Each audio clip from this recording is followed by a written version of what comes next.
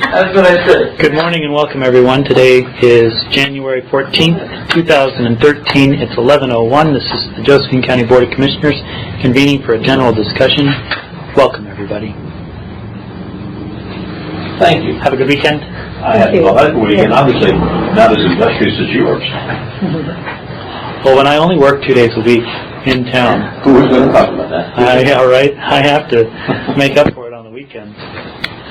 Dennis Richardson on Friday was telling me about, I get 100 emails a day and yada yada, and I don't know what that one's about and whatever. And I was like, I get over 100 emails a day, Dennis Richardson, and I help all the other stuff. The legislature used to like 1,000 a day. Yeah, those are the ones he must just get kicked, from his person. So, general discussion, a couple of things in my packet. I think the first one is the 2013 Budget Committee. Any thoughts on that? We have 2 vacancies. The timeline for filling these is really not short. I think we've got a little bit of time. And just my cursory view of these, there's some good applications in here, but at the same time, I think it'd behoove us if we extended the application deadline a little bit longer and maybe go out to advertise again. Does that sound okay? I just have a fundamental against that. Because if you know that the application is from the 1st to the 30th, and you have any interest in it, and you don't want to apply, okay, I respect your decision. Sure. I mean, to me, we have at least 2 reasonable choices here. But why do we have to keep opening up and sliding this drop-dead date? In other words, dates become meaningless as far as you have to apply. It isn't a drop-dead date. Well, you have to apply by the 30th. That was the instructions on the old. Sure. For the first round of applications. Yeah. Did it say first round? No, but in my mind, that's what these are, because we extend these inevitably. So why bother signing up the first time? Well, because if we do get an adequate pool, and it's 2 things. I think there are applicants out there that just didn't make the deadline. 3 weeks in this community, it's 3 weeks that, oh my gosh, we voted down a levy or things happened. That was 6 months ago. It takes a little while for people to understand that something's out there. It's not as quick. It's not reflected as quickly in the community as it is here when things are open. So, Excuse me, Mr. Chair. Sure. I just think, though, that if we're going to be on a budget committee, they need to be be very sharp. Yeah. And I see 2 or 3 people here that I think would be fine on the budget committee. And I haven't looked at anybody else's evaluation on them yet, but and the one that I rated is up here as number 1. I actually think probably we should interview because of the time constraint. I know this person not well, but I know she doesn't have an employer. She's self-employed. Sure. So it could be that maybe she didn't understand. Wait a second. They're supposed to be paying attention. Well, yeah, they are. I'm sorry. I don't want to be argumentative, No. that's an argument. No, but what I'm saying is that maybe she didn't understand, but I don't know what the announcement said. Right. I didn't know if the announcement was clear about it would be a daily thing for so many weeks and then almost nothing. Yeah. I don't know if that was in there. And well, it's not a daily thing. Well, I'm talking about the budget. But she says under the question of how many hours per month would you be available to, that's not adequate. If you're not available for more than 2 hours a month, if you're not available on Thursday, Friday, or Monday, you're not able to do the budget committee. So, I mean, if you want to go by strictly what they said in the application, I took that person out. So that's why I think maybe we should interview, because there's 2 or 3 others here that I would be fine with as well. I mean, the other applicant, the next one in the queue, didn't mark how many hours a month they would be available.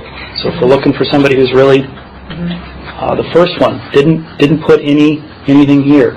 I'm not so sure that if we're evaluating these people on being, paying attention to the newspaper, to be out front, that they did an adequate job of reflecting what their, Margaret Goodwin's application is thorough, whether or not you want that one or not. John Harrelson's not available in the evening. We meet from 4 to 6. The evening starts at 5 o'clock. So is he going to walk out halfway through? And we have to do evening meetings. We approved this in an evening meeting. That's why so that everybody. Would be a good idea for. I think so too. I didn't put that on mine, but I just thought interviews would be. Larry West is not available in the evening.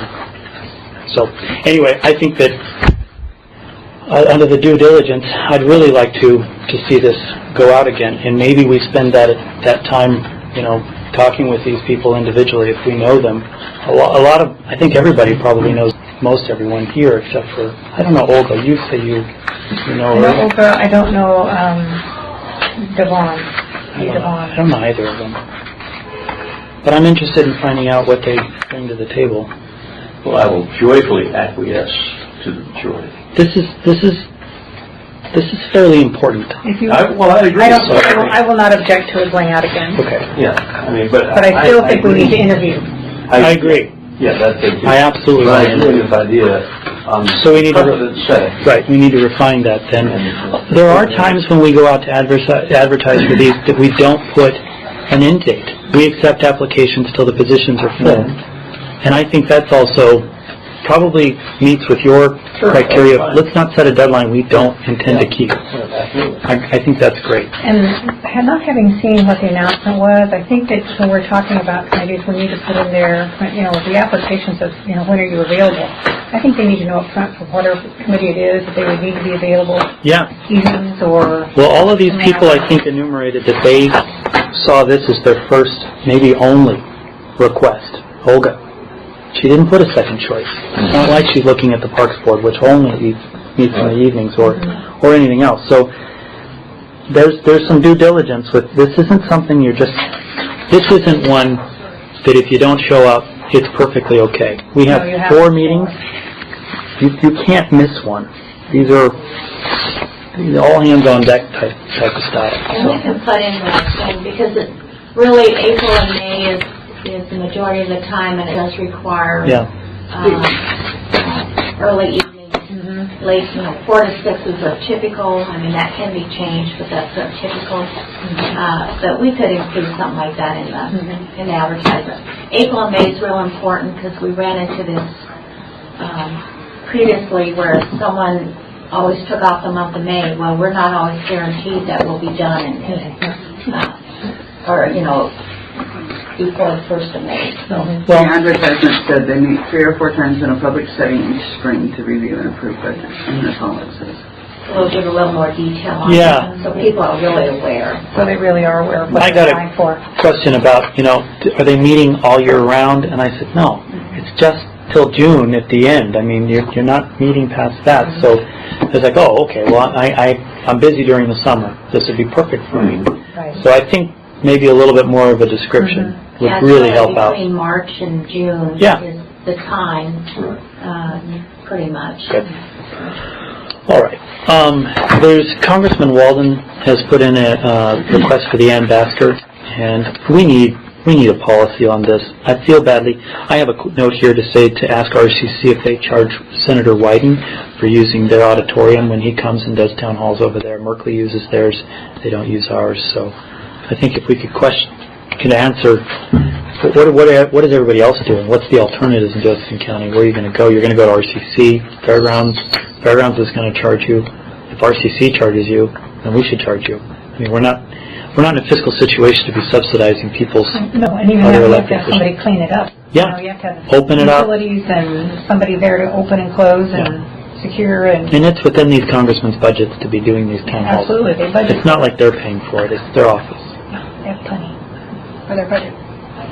And if they don't, they can appropriate themselves more. We can't do that. They can print more money. What do you think, Have we ever... Raise more in the hole. Commissioner? I was asking, is there a precedent for sitting Congress people? I mean, I can see if for a sitting congressperson, there could be some precedent for that, but I don't know if there is one. There's no policy for it. It needs to be discussed. Okay, we have had Walden, Wyden, DeFazio has used it. DeFazio, almost all of them over there before. What did we do before? We charged them, We tried. Some we Some charged, we didn't. some we didn't. and on the board. I think our policy should be... But you can't change that, but we need a policy. Yeah. I think we finally ended up with we're going to charge everybody.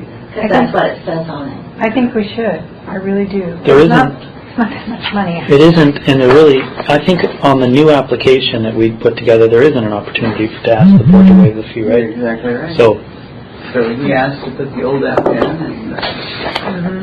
No. Schedule night to visit the Basker town. And they're requesting nights. Sure.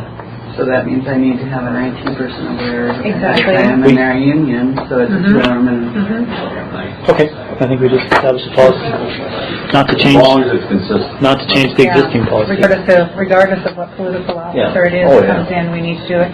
Now, if somebody dignitary comes in on a national level, president or something, maybe that won't happen. I think we charge them double. Charge them double? Commissioner Heck, you have an email, I think, if it's in all of these. Yeah, I was approached this morning by a county employee who indicated an interest in filling a vacant Southwest Ward City Councilor seat. So we don't have a county policy on this. There's state policy that inhibits our ability to serve in both capacities. I can't be a state representative and a county commissioner, but it's nothing against, we have Lily Morgan as the example right now, and so it's kind of hard to say that, well, Lily can do it, but nobody else. Did you have a thought? No, we don't limit what they do outside of their regular work. It just can't be similar work, because then we get into overtime issues, but if they want to run for a city council or serve on if they're a non-planner, actually if they're a planner and they want to serve as a citizen on a planning committee, then we need to look at it to make sure that would not be in their normal role. Then we get into issues. But if it's unlike work, they have an interest in the park board and they're a public health employee, that's fine. Well, we just encourage that it doesn't inhibit their ability to do their job, because when they were hired to do whatever it is that they were doing, they were able to meet the demands. So, they have new meetings. City council has new meetings. So whatever response we give this person, they can't be taking their regular employment hours to. Well, a non-union employee has the discretion to use, they're exempt from overtime, they're exempt from, they can. Is this person? I think so. And it's actually probably, even from an employee standpoint, about going to see a doctor or whatever, they have to work it out within their own schedule. They take their own time. They have to take their own time. Yeah. So, how does the board want to respond? Well, being on the city council is an unpaid position. It's a civic position. And as long as, like you say, it has nothing to do with their employment, if they declare and then recuse themselves, I don't have a problem with it. Right. I don't think we're discussing the policy, or we're discussing maybe responding. And so this came to one commissioner. So it's not to the full board. It doesn't require a full board to respond. You can respond as liaison. I think you're liaison to this section. You can do that. But to go to your point, Cherryl, I think we probably ought to send out an email at some point that's just a short paragraph that says we encourage civic involvement by all employees at whatever level, director to whatever, but at the same time understanding that time needs to be done on your own time or accounted for with the county. So maybe we can work with Sarah on drafting a full county response. Maybe she can come up. Maybe we've done this in the past, and there's an email that we can just borrow from.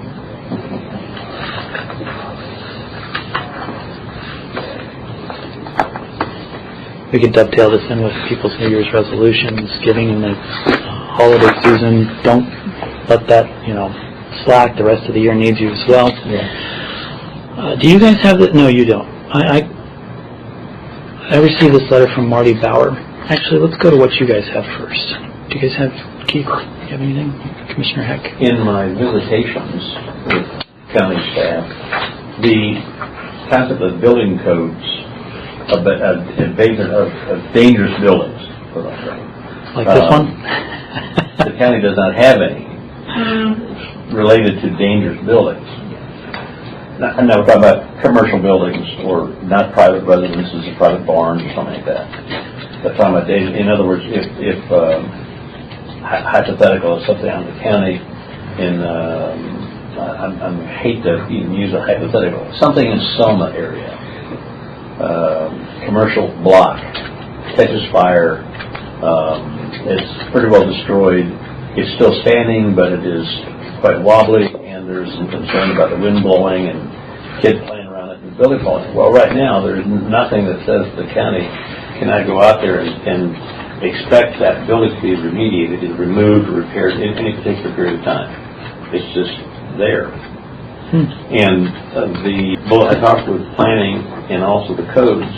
They would like to have some sort of means, some vehicle, to where they can begin to assess and to establish and have some kind of meaningful enforcement behind it of saying this needs to be remediated in some way. But right now we don't have anything on that as far as codes go. What does the state fire marshal have? And I think that would probably just, and that's a question I can ask, I'm assuming. So you're looking for a code for the code enforcement side, not a planning deal from the planning side. Yes, this is on the codes. I mean, in the situation of dangerous buildings, we don't have any way of addressing those or assessing those. And this has to do simply with commercial properties, not private. Non-residential. Non-residential stuff. I know, I can't recall now. I know I have seen in the past where there would be an old building that may have been a barn or a gas station or something that has just been pretty much abandoned. And, boards are falling off of it, and it's raining at about 30 degrees or whatever, So I'm thinking maybe that's what they're referring to. That's what you're referring to there. It doesn't have, if it's on your own property and you've got a, hay barn that now is the process of collapsing, okay, that's your responsibility to enjoy it or whatever. But this has to do with, something like a commercial situation and something happens to it to where it's no longer inhabitable. Naturally, people go around and pick kids good, but it's dangerous to the public situation. We don't have any way right now, coding-wise, to address that at all. Okay. Well, They're wanting to do it before we do that. Well, they're wanting to. My proposal would be to talk to Mr. Rice and also Mr. Weckner to say, try to look at developing something like that the board might be able to look at it, to assess, to see whether, but just to begin the process. Okay. To where we could at least have something. Right now there isn't anything. Or tailor something on the books existing that we can amend that includes commercial, non-residential. Non-residential. Not everything's commercial that's not non-residential, but everything that's non-residential. Right. Sure. That sounds good. Okay. Anything else, Commissioner Heck? No, sir. Commissioner Walker? Okay, great. I have a couple of things. I have received this letter from Marty Bauer talking about, and I'm sure it's going to be taken care of. It has to do with the project that he did using county rights-of-way to put in a water and electricity line for a couple hundred feet. I'm not concerned about that. I'm concerned about the process that he had to go through. And so I'd like to see if planning can work with in codes, building and safety.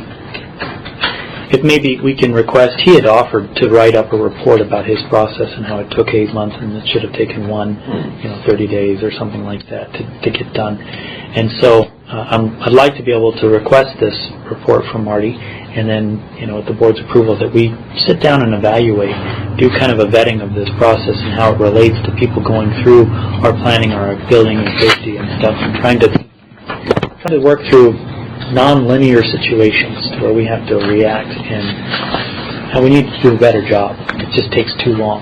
So that's what I'd like to refer. It's a request for a process report. So if that's okay, I'll do that. We'll resurrect that at some point in the future. You guys received a letter, I think I was CC'd, for an invitation to attend the January 29th RVCOG orientation meeting for newly electeds.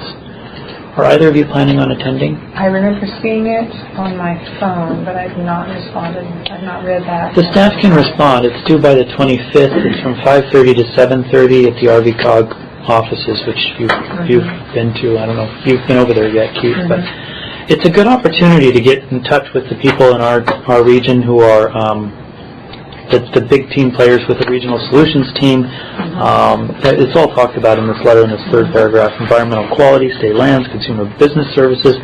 It's really a one-stop opportunity to meet all of these people. I want to say that I did respond as yes, but Great. I have to double check. Okay, I don't remember, this is, I thought it was just an You can email have- on my phone. you can have each of these if you don't have them.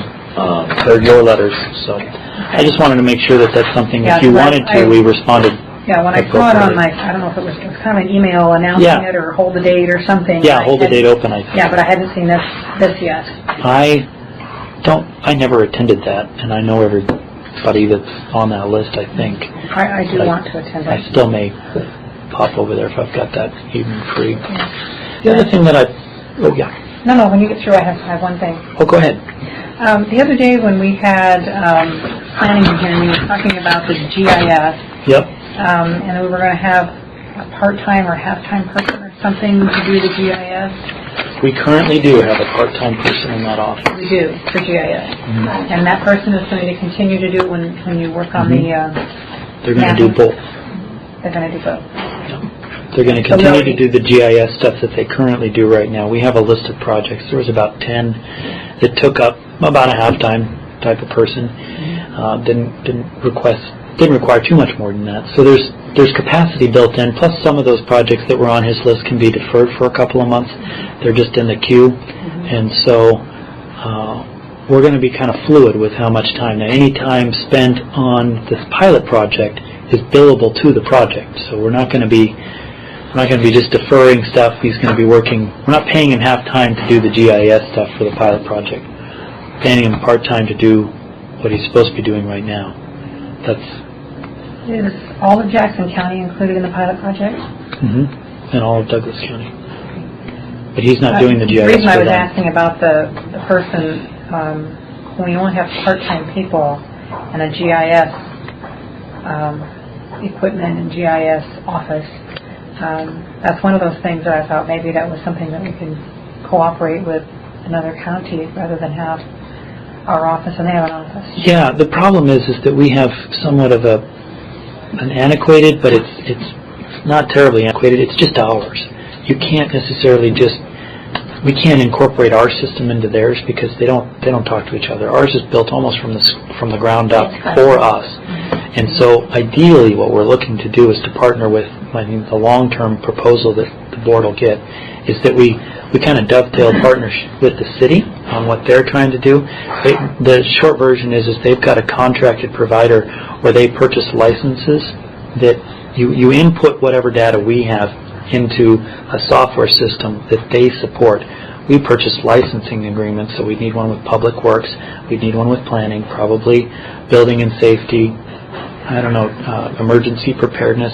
So maybe we purchase 4 licenses, but they do all of the support. So when planning has a new plat or a subdivision that goes in that they need to update, we send it to them and they do it. So it's on a retainer basis, and then we don't even have with the provider, not the city. The city's contracting with the same provider. Maybe we get a little bit of a reduction because we're all kind of working under the same parameters of Josephine County, and so then we don't have one person who you have to rely on. If 6 people, all 4 providers or whatever of that, all licensing people, tell Cody we need this done and we need it done tomorrow, we have one guy. But if we do it to a contracted provider, and often times when you change a plat, there's different roads, there's all sorts of different stuff that changes. They do it all, and they can handle it. But we don't have 6 people sitting there when we don't have any changes. I think it's a real positive. Oh, the assessor's office, that's another big user. So, and then each of those departments would have somebody in them that was kind of trained with the GIS, and they already do. It's just our system isn't very user-friendly to making any kind of changes. You got to have Cody there who knows the code, knows how it interplays with everything else. So it's really complicated right now. Hopefully we're working to a more user-friendly system that people can, you or I could get on and really do some investigating about. For instance, the forestry subcommittee this morning, or mining, any one of those, I could go in there if I had a license that I could, manipulate, check things out. But the big structural stuff is handled by that provider. That's the goal. But for right now, we're just kind of trying to get through the next 6 months. My next question is about the surveyor's office. The office is open 5 days a week, Maybe. isn't it? 5 days 5 days a week. all Yeah, day. they got to set their own times. Yeah, that's a conversation that needs to happen. Yeah, and my question is this. I think that it could be consolidated with planning. Planning uses the surveyor's office probably more than anybody would, I guess. Them and the assessors. Assessor's office. And there was some preliminary discussions about consolidation of certain departments, and surveyors was one of them, because they're low staffed, of moving that into another office such as assessors That moved over here. planning or liaison whatever. deal included. Yeah, because I know usually when someone's applying, getting permits to do some kind of development, they always have to get the surveyor and get the maps and all that kind of thing, and so that's why I thought it'd be a logical place for it. And as I understand, they have room over at the planning office that they could be co-located. And We have a little bit of room. I don't know if that would be The problem is, there's a couple of different hurdles, but I don't want to focus on those. I want to focus on the idea that, yes, there's a very low-hanging fruit there with an open window that doesn't need to happen. That the management of the surveyor's office could be helped a lot. You know, they print out 10 copies of every map that's possibly needed so that they don't have to make a copy when somebody requests one.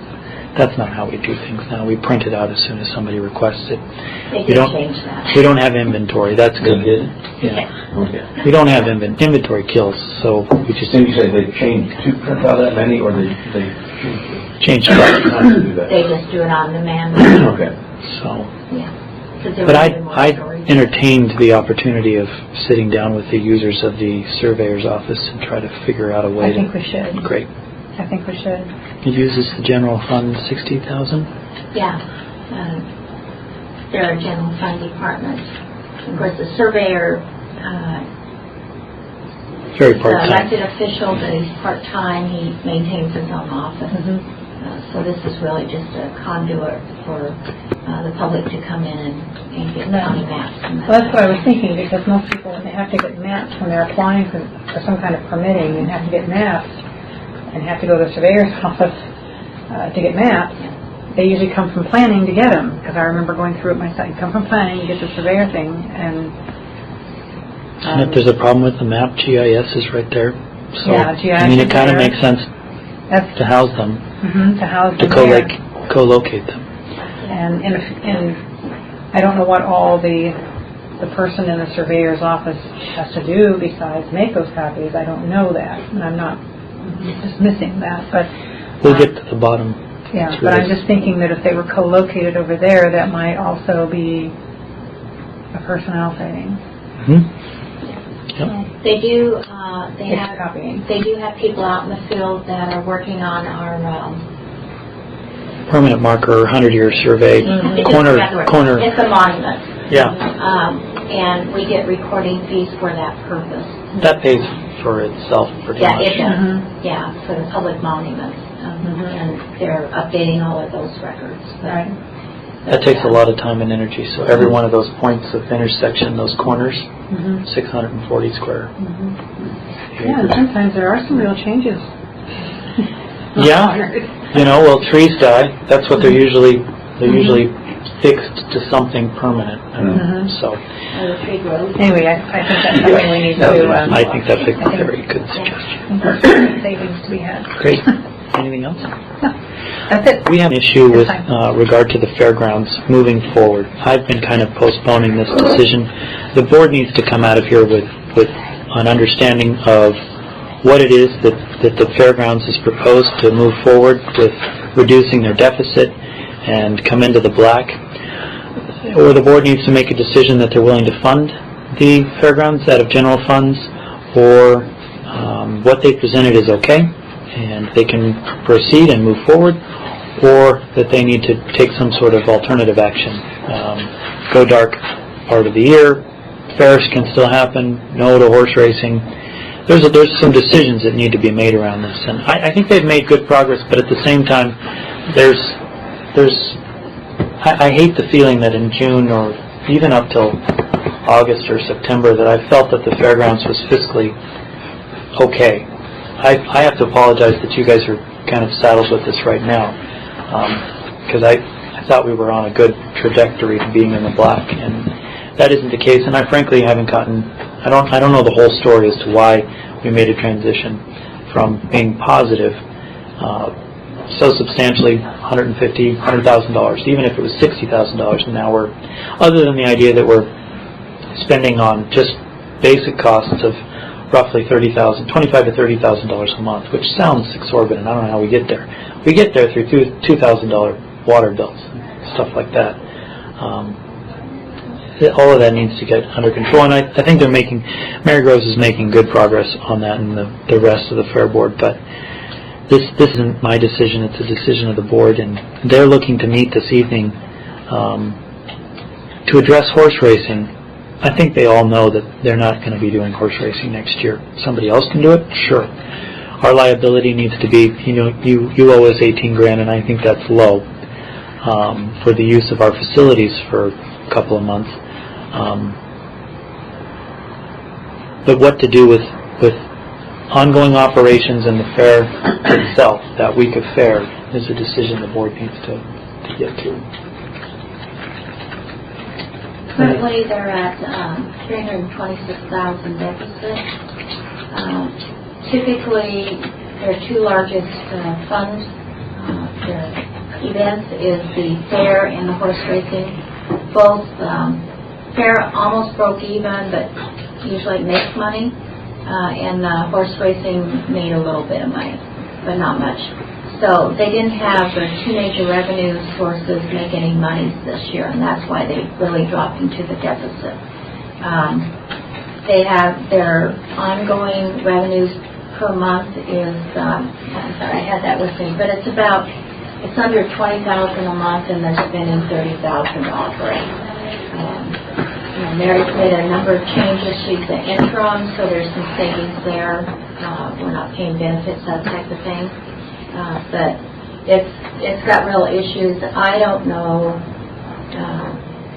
They were hoping to get some major sponsorships and donations, but they've got 5.5 months to pull it out, and that's a huge deficit to pull out. Horse racing typically started up in June, and that would put them in a positive cash flow because we had state monies coming in and that. But then, when that's all settled and accounted for, that's when they get back down into the deficit. They never pulled out of it this year. I guess is the best way to put it. They have a history, and we can get that for you, of showing they've been in that deficit of about $100,000 every year for the last 10, 12 years, which we've funded with general fund money. Is what we've done.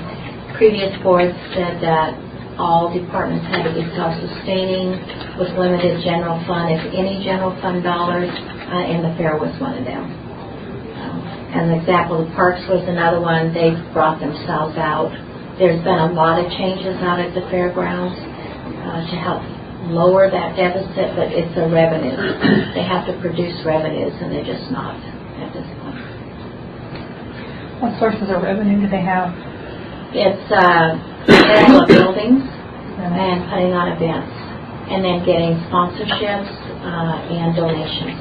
There's $50,000 a year that comes from the Oregon State Fair Association. There's $40,000 of economic development money that we've allocated. So there's $90,000 right there of revenue. But their rentals is what's really supposed to support them. They're pretty busy. I mean, they were busy this weekend.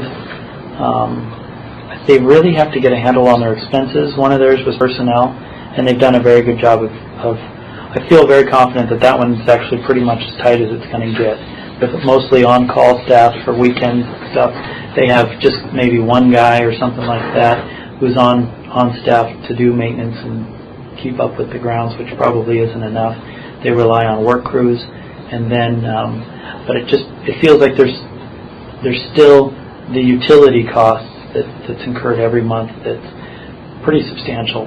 That the water one, it just blows me away. I mean, I've gotten a handle on that sooner, so. I think they're making good progress, but at the same time, we're still losing money every month.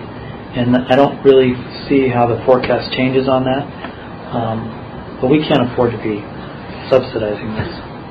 That was my question. How are they going to take care of the $326,000 deficit if they're going in the whole $10,000 every month?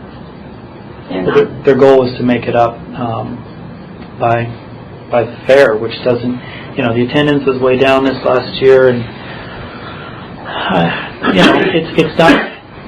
it's not a mechanism, it's not a business that's going to make money. It just isn't. So at some point, people need to get around that idea that they're going to have to subsidize it, or it's just going to have to go away. What is the operating aspect? I mean, as far as who is the hands-on person? Mary Groves. Okay, I mean, but that Josephine County Fair Board or whatever it is,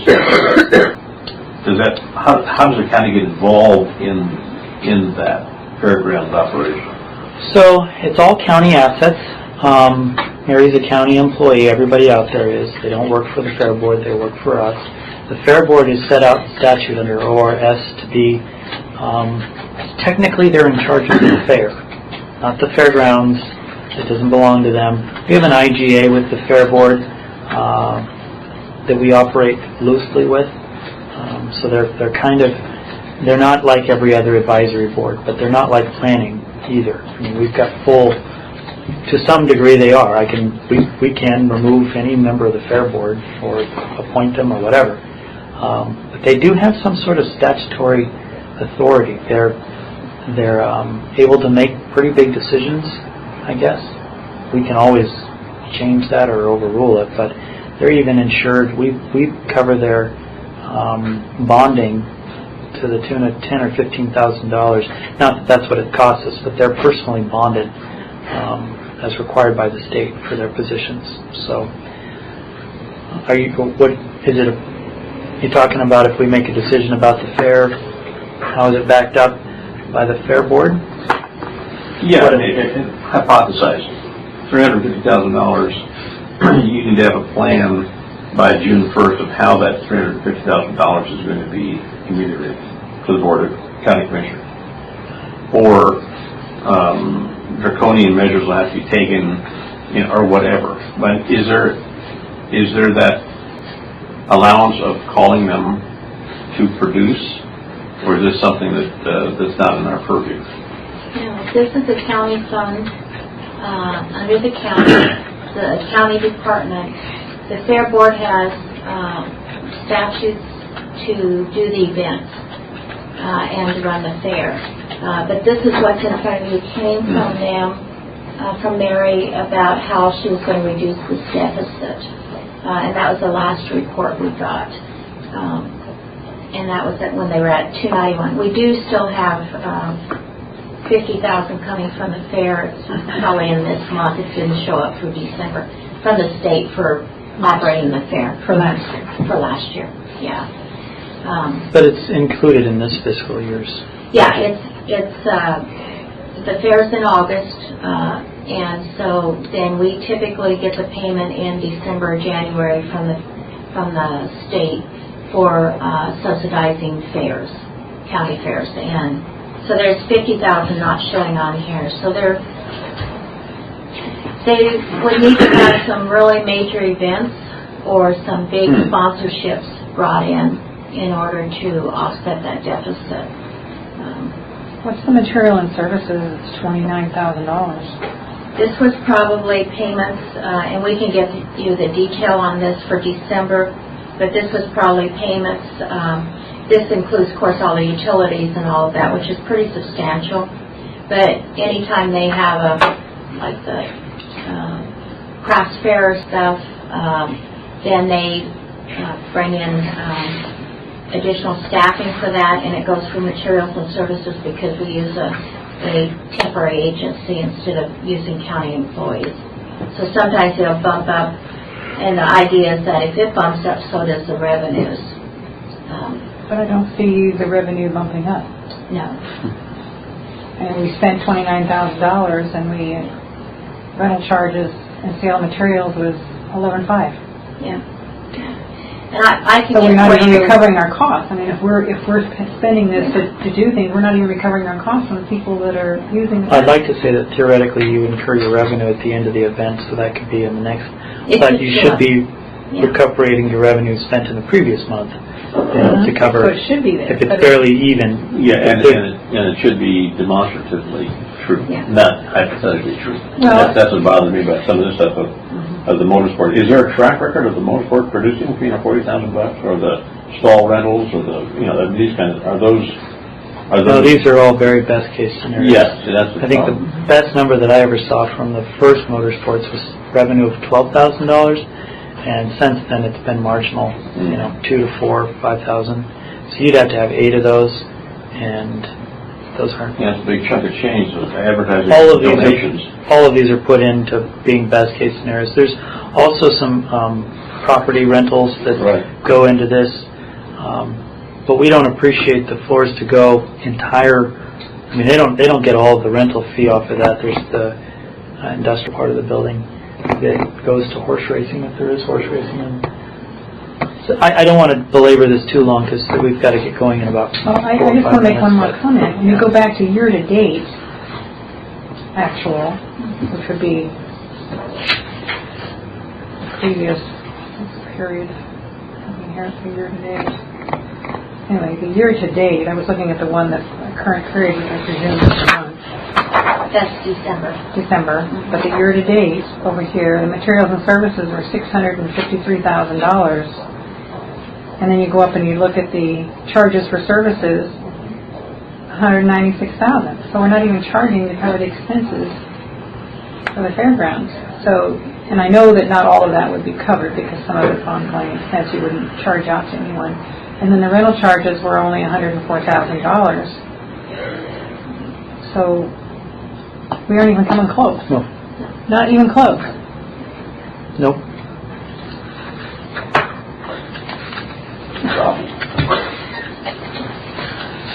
So that's not unlike what you're gonna. That's not unlike what you're gonna see in planning. I mean, that's the example in public health. You're not recouping your costs. I mean, this is not just the fairgrounds. Frankly, we have that temporarily solved in the Parks Department. They were at about 100,000 plus at the end of the fiscal year last year. So they're made progress. But the fairgrounds, unlike health department, Right. Yeah. it can make money. It can rent property. It has a lot of buildings. It has a lot of land. It's right there next to the Y. There's a lot of potential there for income, where the health department is a public health service. You can't make money on Medicare, Medicaid, and uninsured people. It's just no way you're going to get it. I frankly don't think that this budget makes it. It doesn't, and I think this board needs to make a real hard decision this week, like yesterday, about what we're doing at the fair, like instructing the fair manager that you need to look at going dark, what that's going to take to turn off all the water, because this isn't acceptable. This budget is the last thing I'll say is that unavoided cost is not a revenue stream. You incur a debt, you've got $280,000 of debt. You don't get there by not going to the grocery store and buying groceries. That doesn't help you pay back your debt. So, I think the fair board can be certainly encouraged by the liaison to come up with a realistic, not a hypothetical budget. But there isn't a realistic budget that they can come up with. They should be forced to do something. This is their plan, and so we need to come back with a decision. The other issue the fair has is deferred maintenance for a number of years. Old BOM is now, our building maintenance is now over that. But that's what we're finding is there's probably $20,000, $30,000 that needs to be done as soon as possible just to... Is that for every week? No. That's just to get some of the buildings up to safety codes, and we've got leaking roofs, that kind of issues. So there's a lot of issues out there. Okay. Is this going to be on the agenda again later in the week? Well, session? they have a fair board meeting tonight, and I was going to give them some direction on where we were. So, if we want to, I would like to have a decision though on Thursday of what we're kind of. Would it be something? I don't know how much it costs to put on the fair, but the fair itself typically at least broke even, right? Right. The fair itself. Tries to. And if the fair board were to put on a fair, that would be an event we could do this year. But all of this other stuff where we're supposedly renting out for profit making and losing money has got to stop. Yeah. It's got to stop.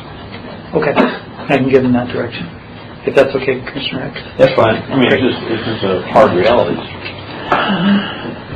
And we can get the information, the breakdown to the horse racing and the fair for you so you can see. Yeah. And those are their two major revenue events. I don't think the county should operate the horse racing. I think the horse racing, if they have the Southern Oregon Horse Racing Association, if they want to take it and use our facilities and pay us to use the facilities, they will pay the actual cost of that facility.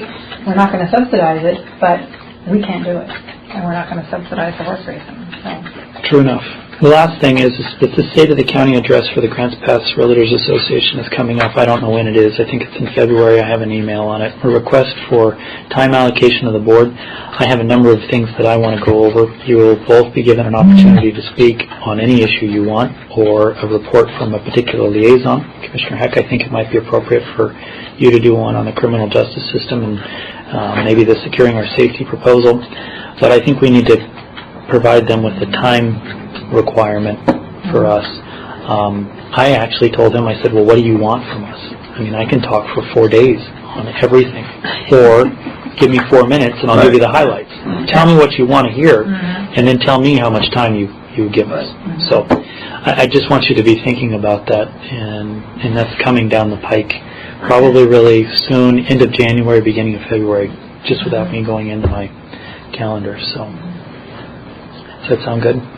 I think at the bare minimum you probably ought to do an introduction of where you see the county going, what you know about it, where you'd like to see it going. So I might have something by then as far as economic development. Great.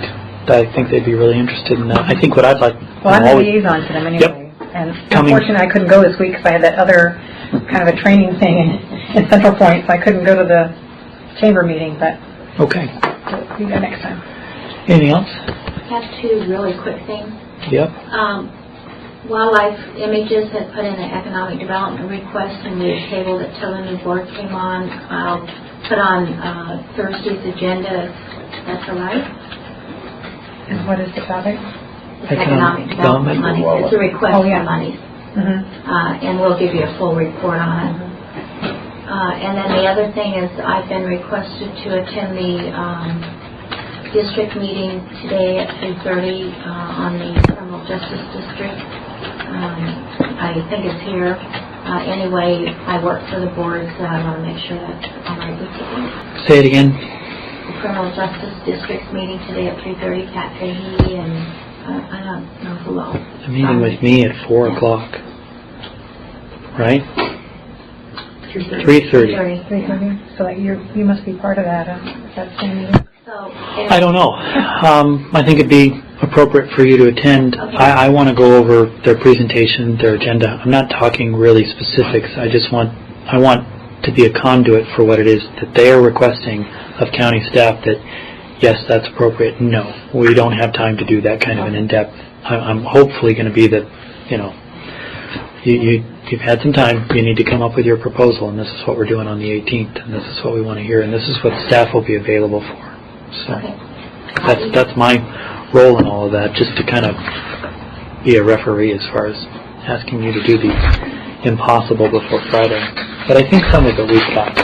Whatever we can put together so the board can make a good decision on Friday, that's my goal.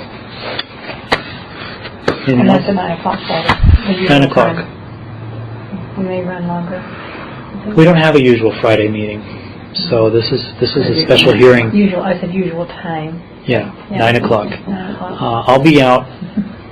Is this the only day? Yeah, I'll be out Tuesday and Wednesday, so you'll be chairing the commissioners meeting on Wednesday. Yes.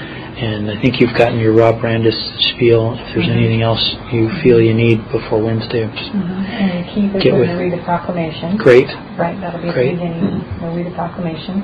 Flag salute at the beginning. You know the drill. Any questions, feel free. But otherwise, good luck, and I'll see you on Thursday morning. Okay. If nothing